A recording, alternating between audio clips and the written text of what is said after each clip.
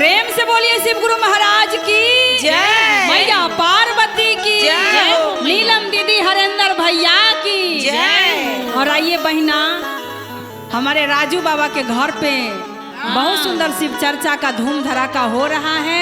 हो रहा है तो उसमें आके सभी लोग हाजिरी लगा रहे हैं और भोलेनाथ से प्रार्थना करो कि गंगा किनारे अगर डमरू बाजी तो थोड़ा जोर जोर से बजाई भोलेनाथ कि सारा दुखियारी के सुनाई दे। जय हो बाबा। और आओ कहना है कैसे पूनम दीदी? कैसे बजाइए भोला हो, बजाइए भोला, जय हो। जोर जोर से डमरुआ बजाइए भोला, जोर जोर से डमरुआ बजाइए भोला, जोर जोर से डमरुआ बजाइए भोला, बजाइए भोला, बजाइए भोला, बजाइए भोला, हो बजाइए भोला, जोर जोर से डमरुआ बजाइए भोला,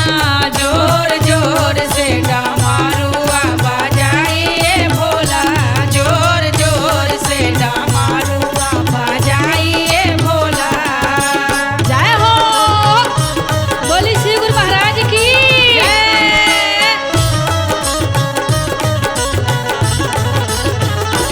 जोर जोर से डमरुआ बजाइए भोला, जोर जोर से डमरुआ बजाइए भोला।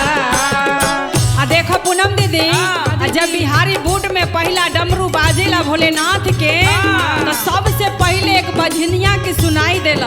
तो आके भोलेनाथ के दुआरी पर अचरा पसार के रोवेली कैसे कैसे हो?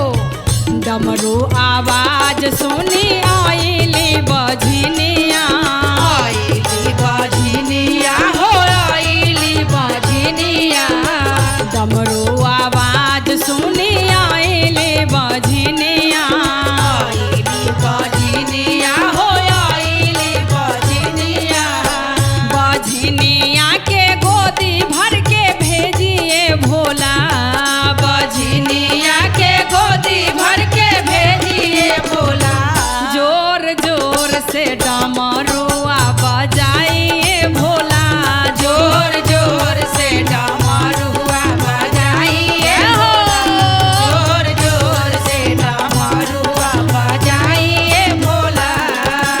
जय हो।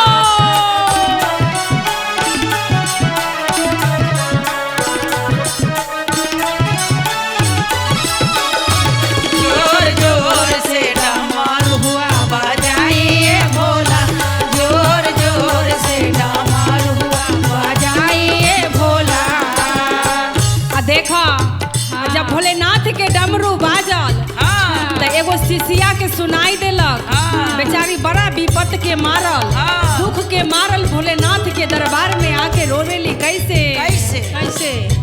डमरू आवाज सुने आएले शिष्या, आइले ये शिष्या, आइले ये शिष्या, डमरू आवाज सुने आएले शिष्या, आइले ये शिष्या, आइले ये शिष्या, शिष्या के दाया दे के भेजिए भोला, शिष्या के दाया दे के भेजिए भोला, जोर जोर से डमरुआ